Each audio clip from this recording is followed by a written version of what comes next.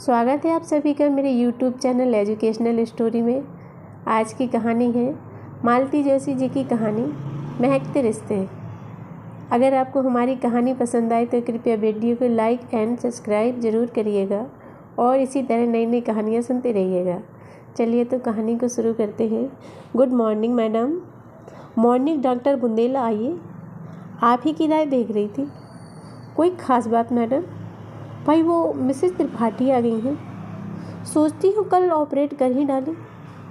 तुम ज़रा initial checkup कर लो। कौन मिसेस त्रिपाठी? मैडम, परसों तुम्हें पेपर से नहीं दिखाए थे मैंने। तुम कह रही थी कि मोनोग्राफी रिपोर्ट पढ़कर तो मुझे गस आ रहा है। It is an interesting case. Open करने पर हमें क्या क्या दिखाई देगा कहना मुश्किल है। इसीलिए चाहती हूँ कि कल तुम मेरे पास रहो। ऐसे ही तो सीखते हैं। लेकिन मैडम, क्या इस स्टेज में ऑपरेट करना ठीक होगा? क्या वे सटेन कर पाएंगे? तो दूसरा कोई चारा भी तो नहीं है। और जहाँ तक सटेन करने का प्रश्न है, मैंने उनके बेटे को साफ कह दिया है कि द चांसेस आर 50-50। और वे लोग मान गए। क्यों नहीं मानेंगे? बीमार बूढ़ी और अपाहिज माँ को घर में चाहता कौन है? वह तो परिवार पर बोझ होती है। लोग तो इंटरेस्ट रिजल्ट चाहते हैं, इस पार या उस पार। अरे, तुमने इतना बुरा सा मुँह क्यों बना लिया? अभी नई नई हो ना, इसीलिए। जब मुझ जैसी सीजन हो जाओगी ना, आप समझोगी कि मैं गलत नहीं कह रही थी। वैसे भी इस प्रोफेशन में ज़्यादा भावुक होने से काम नहीं चलता। जाओ, अब जाकर पेशेंट का मुआयना कर लो। प्रिपेयर यह mentally and physically. Understand. Deluxe room number 5। कमरे का नंबर ही बता रहा था कि मैडम ने तगड़ा मुर्गा फांसा है। गलियारा पार करते हुए मेरा मन अश्रद्धा से भर उठा। ठीक है, इस प्रोफेशनल में भावुक होने से काम नहीं चलता, पर क्या इतना ज़्यादा प्रोफेशनल होना भी ज़रूरी है? साफ जाहिर है कि यह औरत मुश्किल से 4 महीने जिएगी। फिर यह ऑपरेशन का प्रपंच क्यों? क्या रोगी को पीड़ा से निजात दिलाने का कोई आसान तरीका नहीं हो सकता? और ऑपरेशन भी तो कोई गारंटी नहीं है। मैडम खुद ही कह रही हैं कि 50-50 चांसेस है। एक अजीब सी मना स्थिति में मैंने कमरे में पांव रखा और एकदम चौंक कर पीछे हट गई। बड़े भैया आप? गुड़िया तू? हम दोनों ने लगभग एक साथ ही कहा और बुत बनकर खड़े हो गए। बड़े भैया ने ही वह सन्नाटा तोड़ा। तू यहाँ काम करती है? हाँ, अभी अभी ज्वाइन किया है। 2 महीने ही हुए हैं। नौकरी का क्या हुआ? छोड़ दी, बाहर भेज रहे थे। मैंने अनमने ढंग से उत्तर दिया और पलंग की ओर देखा। ओ माँ, सफ़ेद चादर के नीचे ये जो हड्डियों का ढांचा पड़ा है, वह क्या बड़ी माँ है? वह 5.5 फुट का उनका लंबा चौड़ा डोल क्या हुआ? कौन है? एक छीण स्वर उभरा। अम्मा, देखो तो कौन है? छुट्टन चाचा की गुड़िया है। यही काम करती है। अच्छा, डॉक्टर है ना तू गुड़िया? जरा इधर मेरे पास तो आ बिटिया। कब से तुझे आँख भर कर देखा भी नहीं है। मैं चुपचाप जाकर पलंग की पार्टी पर बैठ गई। उस क्षण में सिर्फ गुड़िया थी। डॉक्टर जयश्री बुंदेला MS कहीं खो गई थी। अम्मा, अब तुम सारी चिंता छोड़ दो। अब तो अपनी गुड़िया है यहाँ, वह सब संभाल लेगी। हाँ बेटा, अब चिंता काहे की? अब तो मेरी बिटिया मुझे मिनटों में चंगा कर देगी। इतनी सी बात कहते हुए भी वे हाँफ गई। मैंने उनके सिर पर होले से हाथ फेरा, औपचारिक से 2 जुमले कहे और केस पेपर्स बगल में दबाए वहाँ से उठाई। चेकअप करने का मुझे हौसला ही न रहा। मुझे मालूम था बड़े भैया गलियारे में काफ़ी दूर तक मेरे पीछे चले आए थे, पर मैंने जानबूझकर मुड़कर नहीं देखा। वे क्या पूछेंगे मुझे मालूम था, पर मैं मैडम अवस्थी की तरह स्पष्ट उत्तर नहीं दे सकती थी। मैंने इंटरकॉम पर मैडम से सिरदर्द का बहाना किया और अपनी TVS निकालकर सीधी सड़क पर चली आई। नर्सिंग होम के गेट से बाहर आने के बाद ही मैं खुलकर सांस ले सकी। मन इतना अशांत था कि मैं दिशा ज्ञान से शून्य होकर ही गाड़ी चला रही थी। पर जब पापा के यहाँ आकर रुकी तो मैं समझ गई कि मैं भ्रमित थी। पर मेरे अंतर्मन की प्रेरणा सही काम कर रही थी। इस समय मुझे और कहाँ जाना था। रोता हुआ बच्चा माँ की गोद में आकर ही तो मुँह छिपाता है, लेकिन माँ तो खुद ही रो पड़ी। सारा किस्सा सुनकर एकदम व्याकुल हो उठी। वे जिज्जी इतनी बीमार चल रही हैं और हमें किसी ने खबर तक नहीं की। गुड़िया, आज मुझे अपने साथ तो ले चल। मैं सुरेश कैसी खबर लूँगी? कोई ज़रूरत नहीं है, पापा गुर्राए। क्यों ज़रूरत क्यों नहीं है? यह तो संयोग की बात है कि वे लोग गुड़िया के नर्सिंग होम में आए हैं, नहीं तो हमें पता नहीं कब खबर लगती। पापा एकदम उबल पड़े। संयोग वगैरह सब बकवास है। वे जानबूझकर यहाँ लाए होंगे ताकि कुछ बचत हो जाए। पर बेटे, बिल्कुल भी रियायत करने की ज़रूरत नहीं है। सुरेश पैसों में खेल रहा है आजकल। मैं तो कहता हूँ दोगुना बिल बनाओ।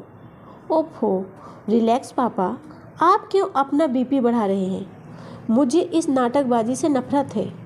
लेकिन इसमें नाटकबाजी क्या है पापा? नर्सिंग होम क्या मेरे नाम से चलता है? वह तो डॉक्टर अवस्थी अपनी क्लिनिक से पेशेंट घेर कर ले आते हैं। हम तो ऑपरेशन टेबल पर उनकी सूरत पहली बार देखते हैं। और बड़े भैया को तो शायद मेरा नाम भी याद नहीं होगा, ना नया ना पुराना। वे तो बस गुड़िया को जानते हैं। अब मुझे ही लीजिए, पूरी केस हिस्ट्री पढ़ गई, पर यह पता नहीं चला कि यह रामकिशोरी त्रिपाठी। चुप कर, माँ झल्लाई। बड़ों का नाम इस तरह लेते हैं? ओफो माँ, मैं तो सिर्फ यह बताने की कोशिश कर रही हूँ कि कागज़ पर चलने वाले नाम और होते हैं। खैर, नाम की बात तो जाने दो। अगर आज बड़े भैया कमरे में न होते तो मैं बड़ी माँ को देखकर ही नहीं पहचान पाती। इतनी दुबली हो गई हैं कि तुम कल्पना नहीं कर सकती। वे लोग तो तुम्हें पहचान गए हैं ना। अब इस बात का खूब ढिढोरा पीटेंगे। शादी में तो एक जन भी झांकने को नहीं आया, पर अब सबका प्यार उमड़ पड़ेगा। प्लीज़ पापा। पापा को चुप कराना भी एक समस्या है। ताऊ जी के परिवार के प्रति तो उनका खास आक्रोश है। मेरे अंतर्जातीय विवाह का सबने बायकॉट किया था। इस बात को वे भूल नहीं सकते। मन से या बेमन से उन्होंने भाई के चारों बच्चों की शादी में शिरकत की, यथाशक्ति सहायता भी की थी। पर उनकी इकलौती बेटी की शादी में सब लोग ठेंगा दिखा गए। इस अपराध को भी कभी क्षमा नहीं कर सकते। उन लोगों को जरा भी लिफ्ट देने की ज़रूरत नहीं है, समझी? जो काम कायदे से होगा करना। पापा का भाषण जारी ही था। उन्हें थोड़ा अनसुना करते हुए मैंने माँ से कहा, मैं कल छुट्टी ले लूँ माँ, मुझे बहुत डर लग रहा है, कहीं कुछ उल्टा सीधा हो गया ना। माँ ने डपट दिया, उल्टा सीधा क्यों होगा? इतने दिन कॉलेज में क्या घास छीलती रही, और छुट्टी लोगी तो क्या अच्छा लगेगा? अपने लोग होते किस लिए हैं? फिर भी छुट्टी लेने का तो मैं पक्का इरादा कर चुकी थी। इसके लिए केवल एक नैतिक समर्थन चाहती थी। माँ के यहाँ बात ना बनी तो मैंने घर आकर खाने के टेबल पर अपनी रामायण छेड़ दी। अजय ने शांति से सब कुछ सुन लिया, फिर कहा, darling, you should behave is a doctor. अगर केस सचमुच संगीन है तो सावधानी और भी ज़रूरी है। लेकिन अगर कुछ उल्टा सीधा हो गया तो क्या वे लोग तुम्हें फांसी चढ़ा देंगे? आखिर रिश्तेदार हैं तुम्हारे, कोई दुश्मन तो नहीं है? क्या रिश्तेदार दुश्मन नहीं होते? अरे, दुश्मनों से भी बदतर होते हैं, इसलिए तो डर लगता है। अगर कुछ उल्टा सीधा हो गया तो मैं किस किस का मुँह बंद करूँगी? तो फिर मारो गोली। मैडम अवस्थी को निपटने दो। बुढ़िया वैसे ही मर रही है, कहीं ऑपरेशन टेबल पर ही टैब बोल गई। अजय, मैं चीखी, क्या हुआ? जानते हो, तुम मेरी बड़ी माँ के बारे में बात कर रहे हो, कुछ तो लिहाज करो। ओह गॉड, अजय ने थाली को परे सरकाते हुए कहा, इतनी प्यारी है बड़ी माँ, तो तब से पिनपिना क्यों रही हो? दिमाग खराब कर दिया। थका हारा पति थाली छोड़कर उठ जाए तो किसे अच्छा लगता है। मैं भी फिर खाना खा ना सकी। 2 घूंट पानी पीकर ही उठ गई, पर उन्हें मनाने की हिम्मत न हुई। किस बुरी तरह झिड़क दिया था मैंने, सोचकर भी शर्मा रही थी।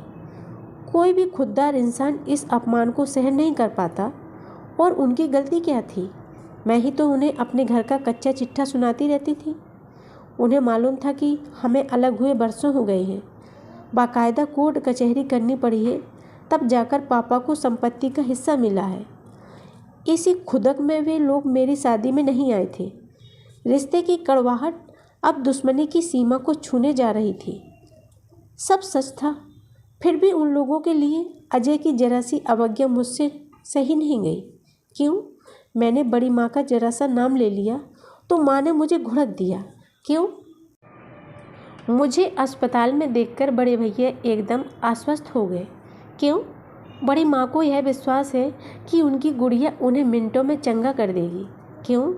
रिश्तों का यह अजीब खेल हम लोग तो बचपन से देख रहे हैं, आदत सी हो गई है। पर अजय के लिए तो यह पहेली ही हुई ना। उन्हें तो यह सब कुछ ठीक से समझाया भी नहीं जा सकता। इस विचित्र परिस्थिति के लिए जिम्मेदार हमारे अलग होने की प्रक्रिया है, जो बहुत लंबी चली। इस दौरान हम लोग आपस में न ठीक से जुड़ सके, न छिटक कर दूर ही जा सके। जहाँ तक मेरी यादों का दायरा है, मैंने पापा को कभी ताऊजी से बात करते नहीं देखा। उन लोगों का आमना सामना शायद दादी को कंधा देने के लिए ही हुआ होगा। वैसे दोनों एक दूसरे की छाया से भी बचते थे। इसके बावजूद हम लोग एक ही छत के नीचे रहते हुए एक ही हंडिया में खा रहे थे। तो यह दादी की कृपा थी। उन्होंने बेटों को कसम दे रखी थी कि जब तक मैं जिंदा हूँ घर के टुकड़े मत करना। इसीलिए सब लोग मन मारकर चुपचाप उनकी मृत्यु की प्रतीक्षा करते रहे। और प्रतीक्षा भी कैसी, पूरे 5 बरस। 5 बरस दादी खटिया से लगी रही, पर उनके आतंक और दबदबे में कोई कमी नहीं आई। उनकी मर्जी के बगैर घर में पत्ता भी नहीं हिलता था। एक बार मन फट जाए तो साथ रहना एक सजा ही होती है, परंतु माँ की खातिर बेटे यह सजा भुगत रहे थे। दोनों के सोने बैठने के कमरे ऊपर नीचे हो गए थे। भोजन का समय अलग अलग था। बच्चे जिस पंगत में सुविधा होती बैठ लेते थे। वैसे मुसीबत तो मेरी ही थी। वे 4 थे, उनका एक मुकम्मल ग्रुप था, मैं अकेली पड़ जाती थी। मर्जी होती तो मुझे साथ कर लेते थे, नहीं तो झिड़क देते थे। तब बड़ी माँ बच्चों को डांटती थी और माँ मुझे घसीटकर ऊपर ले जाती थी। माँ और बड़ी माँ को मैंने कभी झगड़ते नहीं देखा, पर कभी साथ बैठकर खाते या गप्पे लड़ाते भी नहीं देखा। दादी की सेवा टहल के बहाने इन लोगों ने ही अपना काम, अपना समय बांट लिया था। घर में कभी कोई हंगामा नहीं होता था, इसलिए नौकरों चाकरों को, पास पड़ोसियों को बड़ी असुविधा भी होती थी। तब तो खैर इतनी अकल नहीं थी, पर आज समझ में आता है कि उन दिनों माँ कितने तनाव में जी रही थी। क्योंकि कई बार वे मेरे सामने ही पापा से कह देती थी, सुनो, मुझसे इस तरह अब नहीं रहा जाता, तो मुझे यहाँ से निकाल ले चलो, नहीं तो मैं पागल हो जाऊँगी। तनाव में तो शायद सभी लोग थे, इसलिए दादी की मृत्यु पर सबने राहत की सांस ली। भाग्यवान थी दादी। उन्हें यह कभी पता नहीं चला कि उनके आसपास की दुनिया कितनी बदल गई है। उनके कमरे के बाहर का संसार उलट पुलट गया था। बेचारी सबको आशीषते हुए चली गई। उनके तेरह के बाद मेहमान ठीक से विदा भी न हो पाए थे और घर में 2 चूल्हे हो गए। अलग होने की इस प्रक्रिया में हमें कुछ ज़्यादा असुविधा नहीं हुई। सोना बैठना हम लोगों का ऊपर ही था। बेडरूम से लगा बाथरूम भी पापा ने बहुत पहले बनवा रखा था।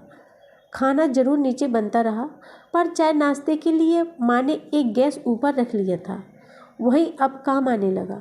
शुरू शुरू में उस छोटी सी बरसाती में बैठकर खाना बड़ा अटपटा लगा, फिर आदत हो गई। बाद में पापा ने उसका स्वरूप ही बदल दिया। ब्लैक मार्बल का चबूतरा, बड़ा सा सिंक, कपबोर्ड्स और नीचे सफ़ेद टाइल्स, माँ का किचन एकदम झकाझक हो गया। नीचे की धुंधली रसोई से उसका कोई साम्य नहीं रहा। पता नहीं क्यों ताऊजी को गैस के चूल्हे से एलर्जी थी। रोटी तो वे कोयले पर ही सिकी ही खाते थे। माँ का प्रेशर कुकर भी ऊपर वाली रसोई में आकर ही गैस पर चढ़ सका। देखते देखते घर में नया डिनर सेट आ गया। डाइनिंग टेबल, नए पर्दे, नया कालीन। पापा पर तो जैसे जुनून सवार हो गया था। 6 महीने बाद यह हालत थी कि अपना ही घर पहचाना नहीं जा रहा था। उसी नशे में पापा ने मेरा स्कूल तक बदल दिया। ऊपर हम लोगों की दुनिया एकदम अलग थी ऊपर आने का रास्ता तक बाहर से था, फिर भी नीचे वालों से हम लोग एकदम कट नहीं सके। मैं डांस की प्रैक्टिस करने लगती तो माँ डांटती। मुझे धमधम करने को यही वक्त मिलता है। जानती नहीं, भाई साहब नीचे सो रहे होंगे। अगर गैलरी में बैठकर ट्रांजिस्टर सुनती तो फिर डांट पड़ती। जरा धीरे नहीं चला सकती? सुरेश की परीक्षा चल रही है ना। इतनी कोफ्त होती तब। बड़ी माँ भी कुछ कम न थी। सुबह सुबह आंगन से उनकी आवाज़ आती, घूमती, नल क्यों खोल रखा है? अभी से जानती है ना, 8 के बाद पानी ऊपर नहीं चढ़ता। पहले झाड़ू कर ले, बर्तन बाद में धोते रहेंगे। पानी कोई भागा नहीं जा रहा, 9 बजे तक रहता है। दूध वाला नीचे से आवाज़ लगाता तो उसे डपट देती। क्यों रे गणेशी, तेरे पाँव में क्या मेहंदी लगी है? 4 सीढ़ियाँ नहीं चढ़ सकता जो यहाँ खड़ा गलगला रहा है? छोटी कितनी बार ऊपर नीचे करेगी? बोल तो। पापा सफ़र पर हुए तो भैया लोग चुपचाप सब्जी लाकर रख जाते। उनसे दाम पूछने की माँ की हिम्मत नहीं पड़ती। कहीं बुलावे में जाना होता तो देवरानी जेठानी घर से भले ही साथ न निकलती, पर वहाँ जाकर जरूर पास पास बैठती। लोगों की उत्सुक आंखें निराश हो जाती। और यह सब उस समय हो रहा था जब पापा और ताऊजी कोर्ट में बुरी तरह लड़ रहे थे। पापा को घर के माहौल में घुटन हो रही थी। वे शहर के दूसरे छोर पर छोटा सा बंगला लेना चाहते थे, पर उसके लायक नगद उनके पास नहीं था। वे ताऊजी से अपने हिस्से की कीमत मांग रहे थे। ताऊजी ने साफ कह दिया था कि मेरे पास फूटी कौड़ी नहीं है। मकान में तुमने जो हिस्सा चाहा था तुम्हें दे दिया। अब मैं लड़कियों की साथ करूं कि तुम्हारे चोचले की पूरी करता रहूं? उन दिनों की तो घटनाएं आज भी मन में उतनी ही ताज़ा हैं। मैंने जो नया स्कूल ज्वाइन किया था, वहाँ का वातावरण काफ़ी उन्मुक्त था। मुझे सहेलियाँ भी बहुत खुले विचारों वाली मिली थी। पहले वाले स्कूल में तो दीदी लोगों के रौब में रहना होता था, उन्हीं के साथ आना जाना पड़ता था। नई स्कूल में आज़ाद परिंदे की तरह विचरण करती थी। अब शैतानी करते हुए यह डर नहीं रहता था कि घर पर कोई चुगली कर देगा। स्कूल में तो शरारत चलती ही थी। हमारा ग्रुप तो सड़क पर भी मस्ती करता था। एक दिन सहेलियों ने चाट खाने का प्रोग्राम बना डाला। बाहर खाने की आदत मुझे नहीं के बराबर थी। ऊपर वाले हिस्से में बसने के बाद ही 2-4 बार पापा के साथ होटल में जाना हुआ था। सड़क पर खड़े होकर चाट खाने का यह मेरा पहला अनुभव था। पर कहावत है ना कि सर मुड़ाते ही ओले पड़े। मैंने गोलगप्पा मुश्किल तमाम मुँह में डाला ही था कि पीछे से कड़कती आवाज़ आई, गुड़िया ये क्या हो रहा है? मुझे काटो तो खून नहीं। बिना पीछे देखे भी मैं समझ गई कि यह बड़े भैया की आवाज़ है। मैं दम साधे चुपचाप खड़ी हो गई। सभी लड़कियां हतप्रभ थी। चलो दफ़ा हो जाओ यहाँ से और सीधे घर जाओगी, समझी? दूसरा आदेश आया। इसके बाद वहाँ रुकने का सवाल ही नहीं उठता था। चुपचाप घर की राय ली। अपमान से मेरे आंसू निकल आए। सिर उठाकर सखियों से आंखें मिलाते हुए मुझे शर्म आ रही थी। वे सभी मेरे साथ चल पड़ी थी, क्योंकि मज़ा तो सबका ही किरकिरा हो गया था। ये कौन थे? एक ने पूछा। इसके बड़े भाई हैं, ताऊजी के लड़के। दूसरे ने सूचना दी। ये तुम लोग तो अलग हो गए हो ना? तीसरी ने ज्ञान बघारा। फिर ये इतना रोब क्यों झाड़ रहे थे? घर पहुंचकर मैंने यही बात ठीक इन्हीं शब्दों में माँ से जाकर कह दी। जवाब में वो करारा झापड़ मिला कि उसकी झंझनाहट में आज भी महसूस कर सकती हूँ। दूसरा प्रसंग मेरे पीएमटी के रिजल्ट का है। पढ़ाई में वे कैसे मैं हमेशा से अच्छी थी, पर इस बार तो मेरिट में आ गई थी। छठा नाम मेरा। पापा तो जैसे खुशी से पागल हो गए थे। बेटा ना होने का मलाल उन्हें अगर कभी रहा भी होगा तो उन्होंने कभी मुझ पर जाहिर नहीं किया। अपनी सारी आशा आकांक्षाएं उन्होंने मुझ पर केंद्रित कर दी थी। उन्होंने मुझे हर वह सुविधा दी जो वे दे सकते थे। मेरी हर जिद को यथासंभव पूरा किया। इस लाड़ प्यार को लेकर अक्सर माँ से उनकी जंग भी छिड़ जाती थी।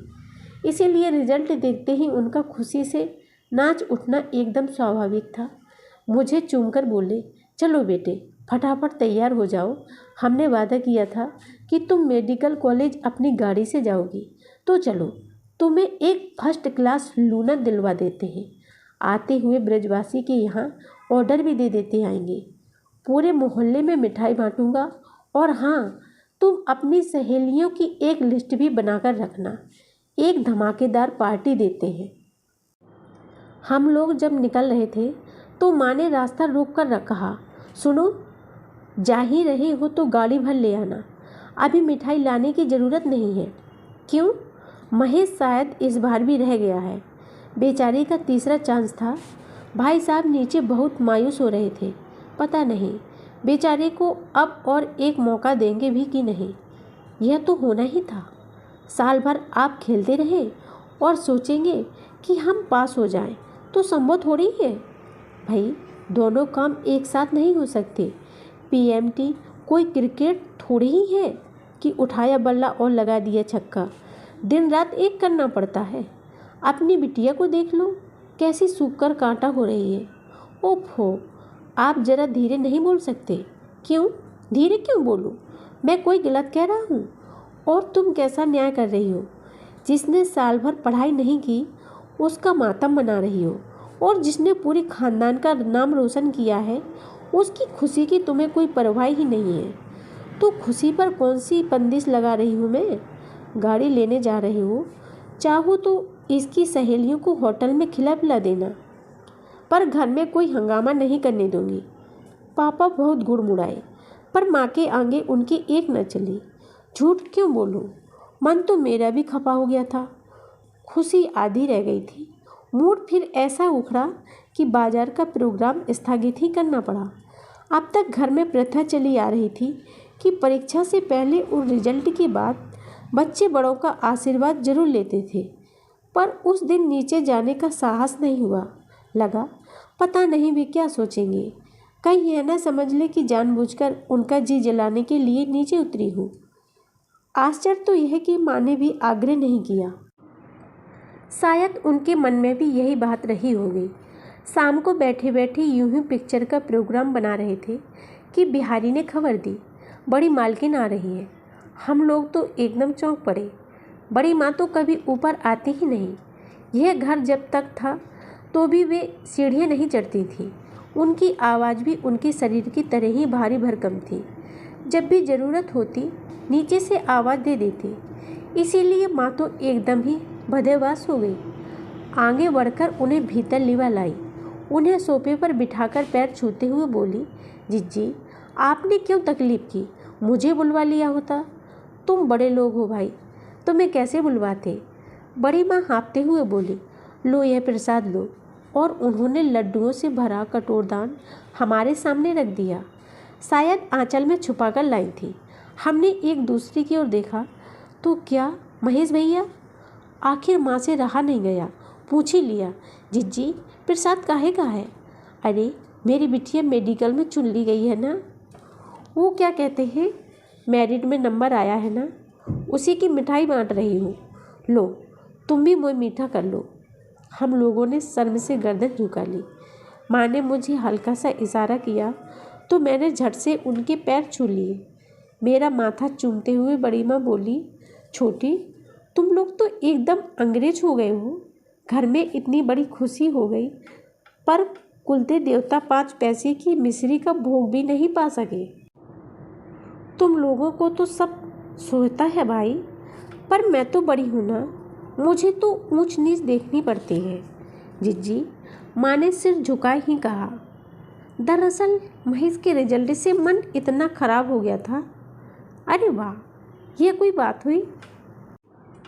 जो पढ़ेगा नहीं वह तो फेल होगा ही। उसके लिए क्या हम अपनी गुड़िया की खुशी नहीं मनाएंगे?